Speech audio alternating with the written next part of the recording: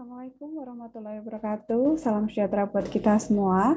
Terima kasih untuk teman-teman yang masih bergabung di mata kuliah statistika. Nah, hari ini kita akan membahas materi baru terkait dengan analisis regresi. Nah, kemarin Bu Diana sudah men-share materi, ya. Jadi teman-teman sambil menyimak juga bisa sambil mendengarkan penjelasan dari Bu Diana. Oke. Jadi tujuan dari analisis regresi itu seperti apa? Jadi tujuannya adalah untuk menganalisis pengaruh variabel bebas dan juga variabel terikat, ya seperti ini. Nah, di minggu yang pertama dulu, Bu Diana juga sudah memberikan materi terkait dengan variabel bebas dan juga variabel terikat. Nah, sekedar mengingatkan kembali, variabel bebas disebut sebagai variabel independen. Adalah variabel yang nilainya tidak tergantung pada variabel lainnya. Dan biasanya variabel bebas ini kita berikan simbol dengan huruf X besar. Ya, variabel independen atau variabel bebas ini bebas teman-teman sendiri yang menentukan, bisa dari X1, X2, X3, X4 atau X tidak terhingga, berapapun boleh menentukan. Jadi X ini teman-teman sendiri yang menentukan, tentunya kita kaitkan dengan variabel Y. Jadi tidak boleh kita tentukan sembarangan, tapi harus kita hubungkan dengan analisa logika untuk kita sambungkan terkait dengan korelasi atau hubungan atau pengaruhnya terhadap variabel Y atau variabel dependen. Nah, apa itu variabel Y atau variabel dependen? Yaitu variabel yang terikat, variabel yang nilainya tergantung dari variabel X-nya atau variabel independennya, ya. Jadi dia tidak bisa berdiri sendiri, dia selalu bergantung dari variabel X. Misalkan jika variabel X-nya naik, maka variabel Y-nya naik. Atau sebaliknya, jika variabel X-nya turun, maka variabel Y-nya juga ikut turun. Jadi ada hubungannya, tergantung dari variabel X-nya ya. Nah, kemudian analisis regresi itu ada dua. Yang pertama, analisis regresi nonlinear, yaitu hubungan antar variabel yang mengarah pada hubungan nonlinear. Sedangkan analisis regresi linear adalah hubungan antar variabel yang mengarah pada hubungan yang linear atau garis lurus searah. Seperti yang Bu Diana jelaskan tadi, jika X-nya naik, maka Y-nya ikut naik. Atau sebaliknya, jika X-nya turun, maka Y-nya ikut turun. Jadi akan kita bahas hari ini adalah terkait dengan analisis regresi linear, ya, baik yang linear sederhana maupun yang linear berganda. Nah, untuk analisis regresi linear, kita hubungkan antara X dan Y, seperti yang Bu Diana bilang tadi. Jadi keduanya ini saling berkaitan ya, tidak bisa misalkan X-nya kita pengennya apa, Y-nya kita pengennya apa, tapi tidak ada hubungan sama sekali antara kedua variabel tersebut. Itu tidak bisa. Ya, jadi kita harus bermain logika di dalam menghubungkan atau melihat korelasi antara variabel X dan Y. Dapatkah variabel X ini memprediksi besarannya nilai Y? Atau sebaliknya, nanti kita lihat pengaruhnya. Apakah pengaruhnya ini positif, gitu ya? Apakah pengaruhnya adalah negatif? Nah, kita lihat. Analisis regresi ini digunakan untuk mengetahui bagaimana variabel dependen dapat diprediksikan melalui variabel independen atau prediktor secara individu maupun parsial. Parsial ini adalah bersama-sama ya, atau simultan, atau keduanya ini saling berpengaruh begitu. Nah, ada dua ilustrasi hubungan antara variabel X dan variabel Y. Yang pertama adalah hubungan ilustrasi positif, ilustrasi hubungan positif. Jadi, jika X-nya naik, maka Y-nya akan ikut naik. Nah, contohnya di situ kita bisa lihat ada kaitan antara pupuk dan produksi. Misalkan ini produksi untuk tanaman sayur gitu ya, tanaman sayur atau tanaman buah. Kita deskripsikan sebagai tanaman begitulah. Kalau kita bayangkan secara logika, gitu ya, pemberian pupuk ini berimbas pada produksi tanaman.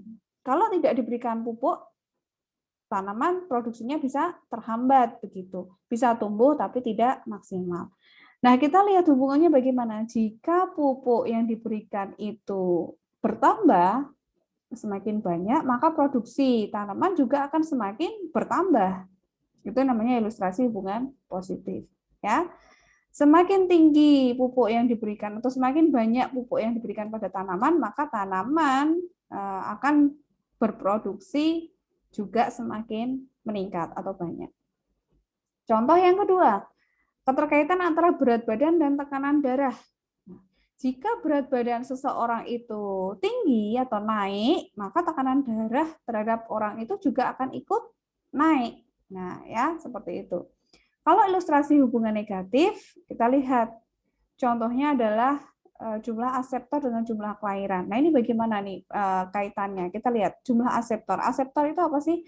Aseptor itu adalah orang yang melakukan keluarga berencana atau melakukan pencegahan untuk terjadinya suatu kehamilan begitu ya. Biasanya dilakukan oleh perempuan, tapi ya laki ya ada. Cuma kita anggap aseptor ini perempuan gitu ya, kurang lebihnya seperti itu. Jika jumlah aseptornya bertambah, maka jumlah kelahiran akan turun. Nah, itu sebaliknya, begitu ya. Itu namanya ilustrasi hubungan negatif. Yang satu naik, ya, satu naik, X-nya naik, maka Y-nya turun. Kalau tadi X-nya naik, gitu ya, maka Y-nya akan ikut naik. Nah, ini kalau ilustrasi hubungan negatif, X-nya naik, maka Y-nya turun. Atau sebaliknya, harga suatu barang nih, harga suatu barang bergantung atau mempengaruhi permintaan barang tersebut. Kalau harga barangnya naik, maka permintaan barangnya akan turun, ya. Tapi kalau harga barangnya turun, permintaannya naik, ya, seperti itu. Nah, ini adalah contoh dari hubungan antar kedua variabel tadi ya. Ada strong relationship, ada weak relationship, ada no relationship. Nah, strong relationship berarti hubungannya ini semakin kuat.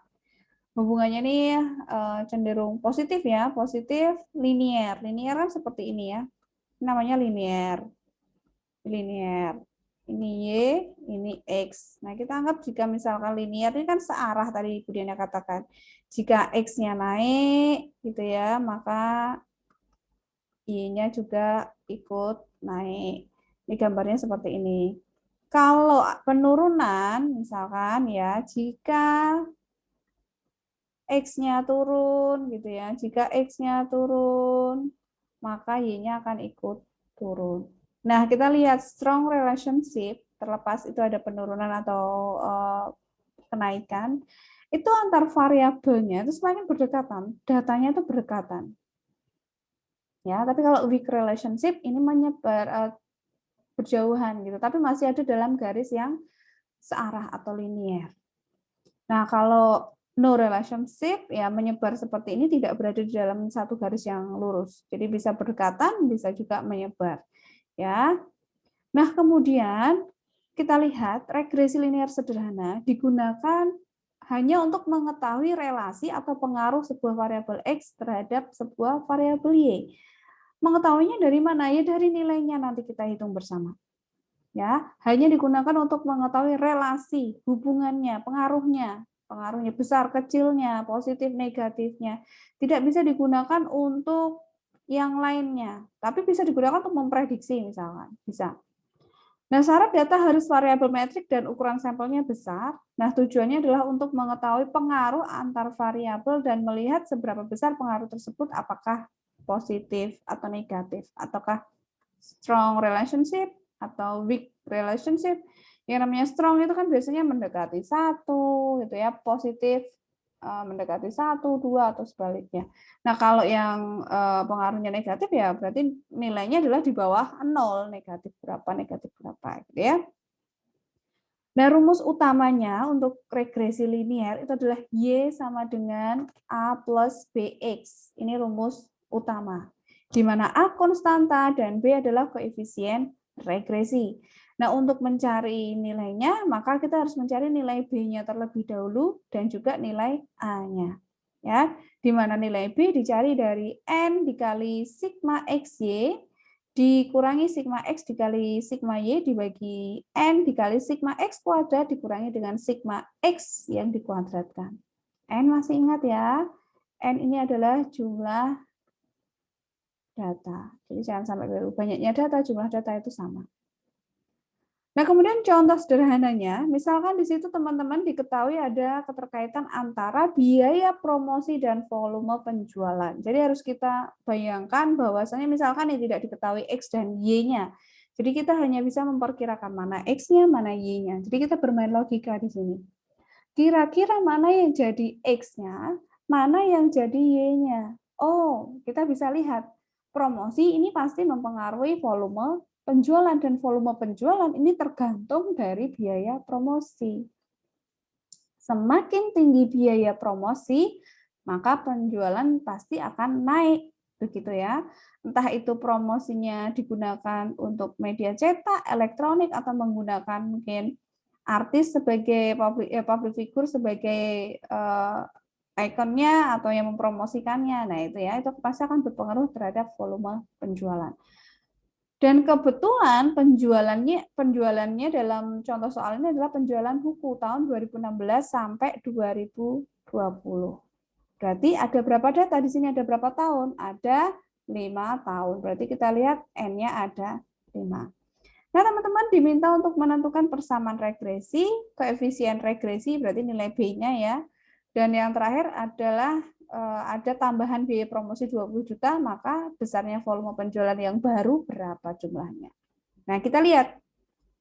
Caranya itu adalah dengan membuat tabel, teman-teman. Jadi tabel penyelesaian di sini. Promosi penjualan tinggal kita salin, penjualannya X dan Y-nya tinggal kita salin, kemudian kita tambahkan kolom baru X kali Y. Dan juga ada X kuadrat, dan juga ada kolom regresi. Nah, kolom regresi ini kita kerjakan terakhir apabila persamaan regresi ini sudah muncul atau terlihat. Nah, kita lihat dulu yang pertama. Kolom perkalian antara X dan Y, ini tinggal dikalikan saja. 2 kali 4, ya, ketemu 28. 3 kali 15, ketemu 45. 4 kali 16, ketemu 64. 5 kali 17, ketemu 85. 6 kali 18, ketemu 108. Kemudian X kuadrat, ya X kuadrat ya 2 kuadrat, ketemu 4, 3 kuadrat, ketemu 9, 4 kuadrat, ketemu 16, 5 kuadrat, ketemu 25, 6 kuadrat, ketemu 36. Jangan lupa teman-teman harus dijumlahkan ya dari atas ke bawah, karena baris terakhir ini yang akan kita gunakan untuk mencari nilai B dan juga mencari nilai A. Ya, yang pertama kita lakukan mencari nilai B. N dikali sigma XY, N-nya adalah 5, karena 5 tahun tadi ya. Sigma XY, ini sigma XY, 330 dikurangi sigma X-nya 20 dikalikan dengan sigma Y, 80. Ya.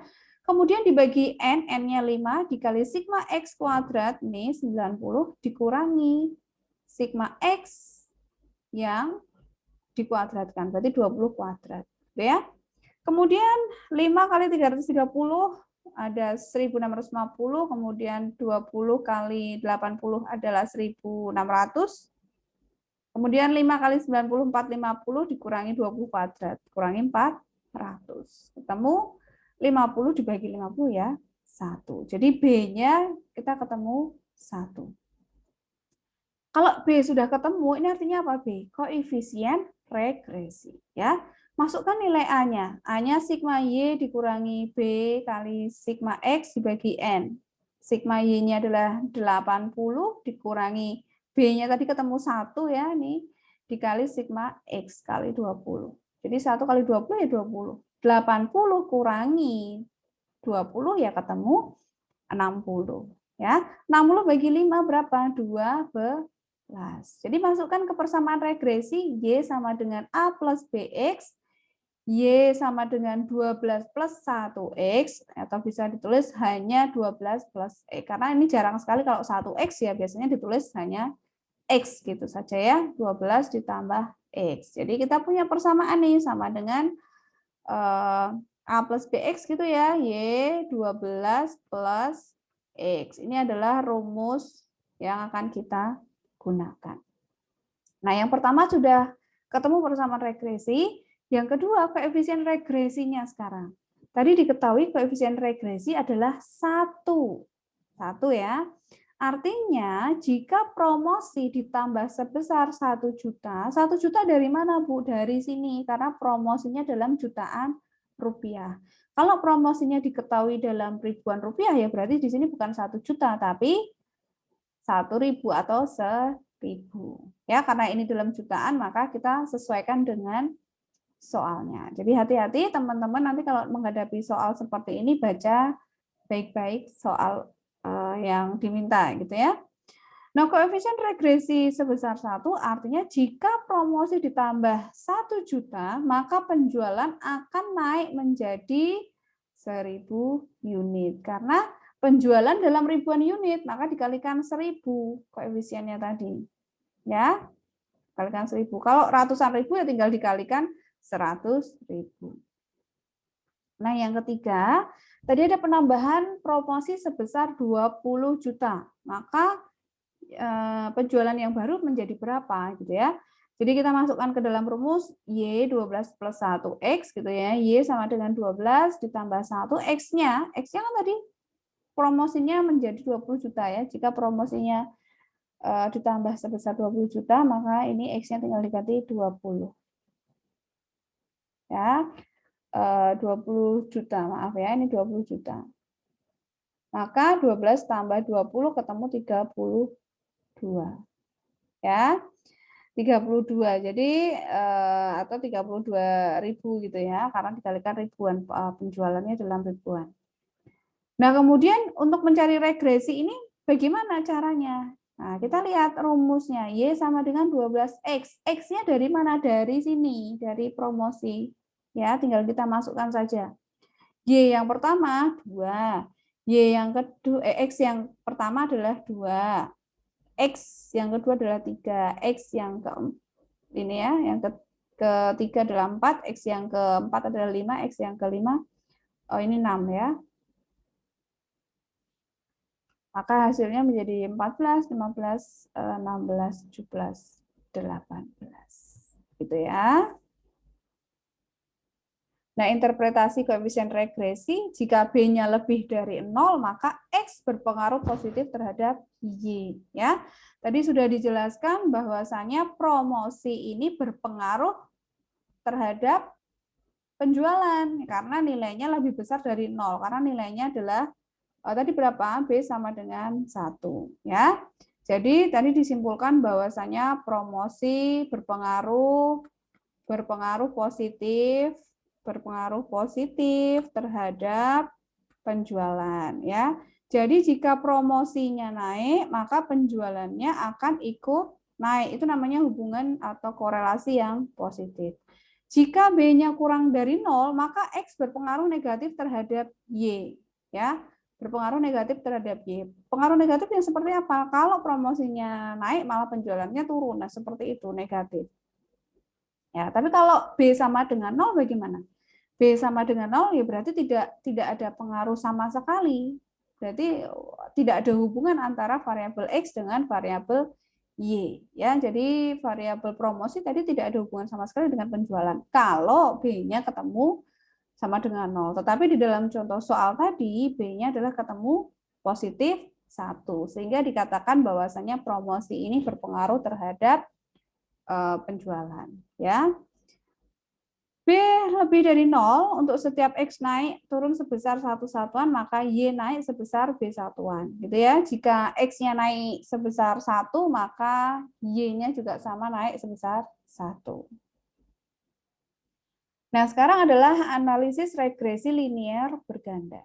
Nah, regresi linear berganda ini merupakan model persamaan yang menjelaskan hubungan satu variabel bebas ya dengan dua atau lebih variabel, satu variabel tidak bebas, maaf ya, tidak bebas terhadap dua atau lebih variabel bebas, X1, X2 sampai Xn. Nah, tujuan dari analisis linear berganda ini adalah untuk memprediksi nilai variabel tak bebas apabila nilai-nilai variabel bebasnya atau prediktornya sudah diketahui. Ya, di samping itu bisa juga untuk mengetahui bagaimana arah hubungan variabel tak bebas dengan variabel-variabel bebasnya. Variabel tak bebas itu seperti apa, Bu? Variabel tak bebas itu adalah variabel yang terikat yang tadi Bu Diana jelaskan, ya, atau variabel Y atau variabel dependen. Kalau variabel bebas ya variabel independen.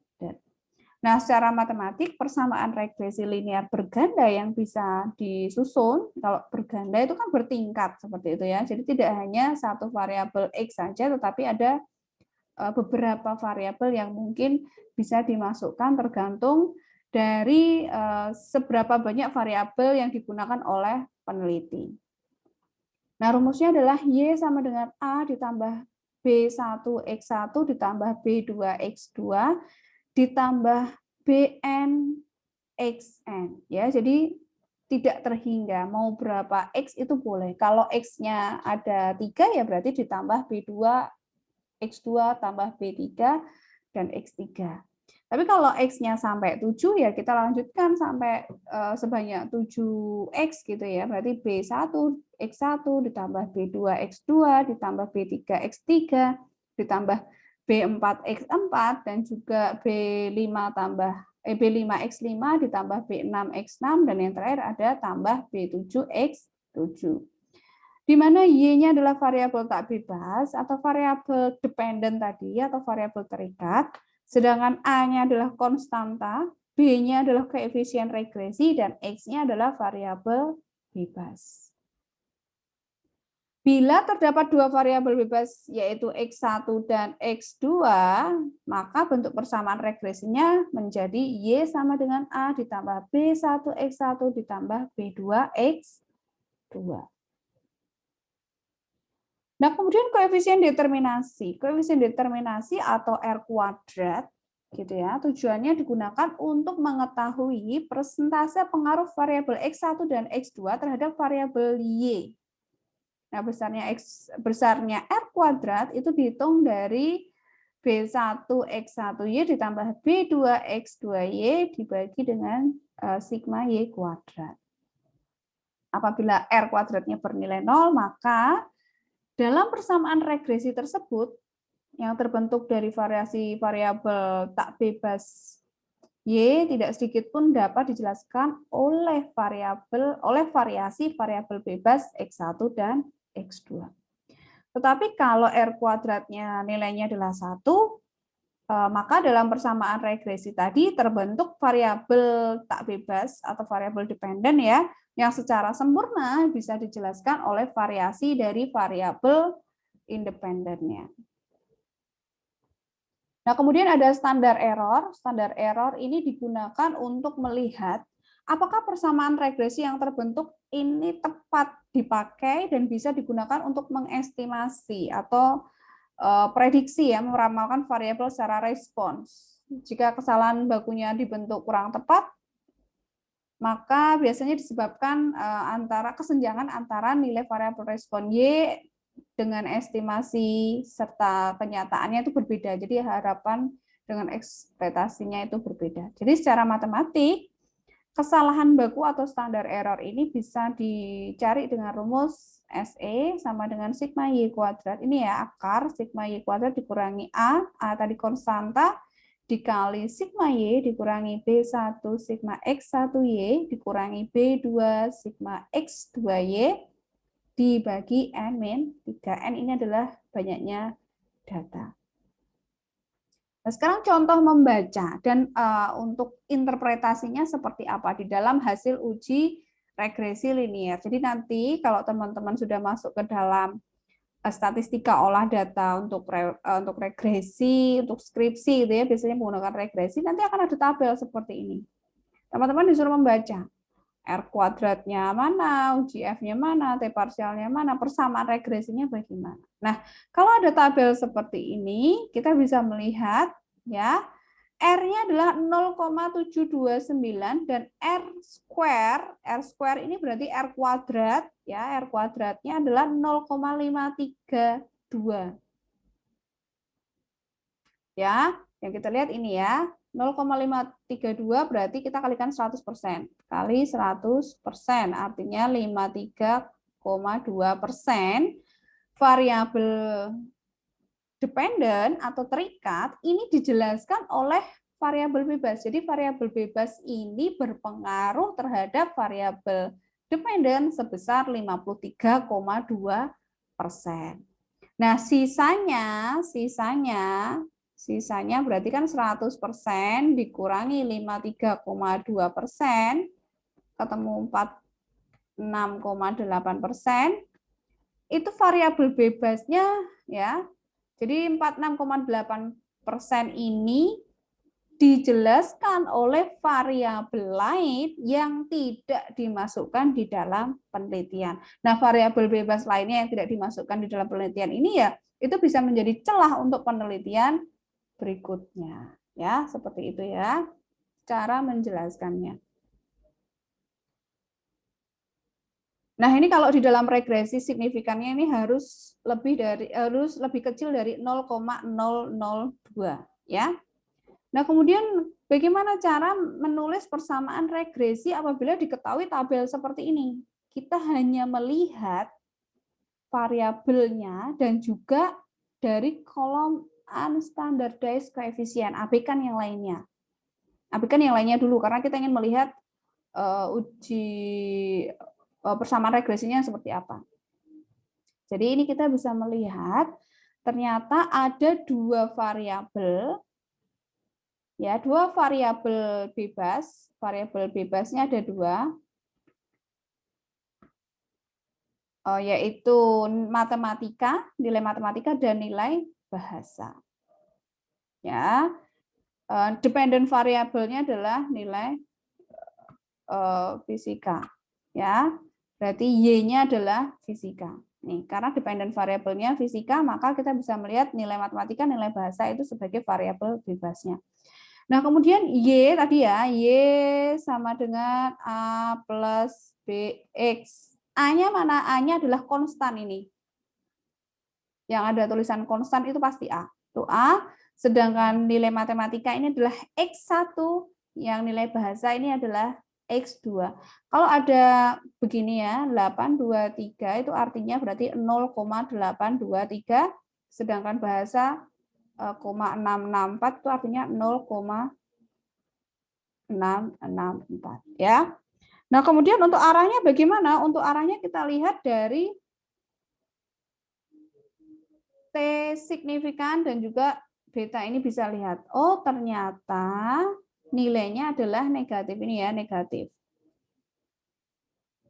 Berarti 66,051 ditambah 0,823 dikurang X1 dikurangi 0,664 X2. Ya, seperti itu. Cara membacanya. Ini biasanya ditambah begitu ya, atau standar error tadi. Tapi nggak usah ditulis angkanya karena memang tidak diketahui, maka hanya cukup ditulis Y sama dengan 66,051 ditambah 0,823 X1 dikurangi 0,664 X2.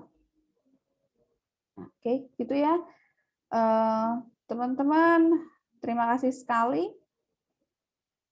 Untuk materi hari ini kita cukupkan sekian.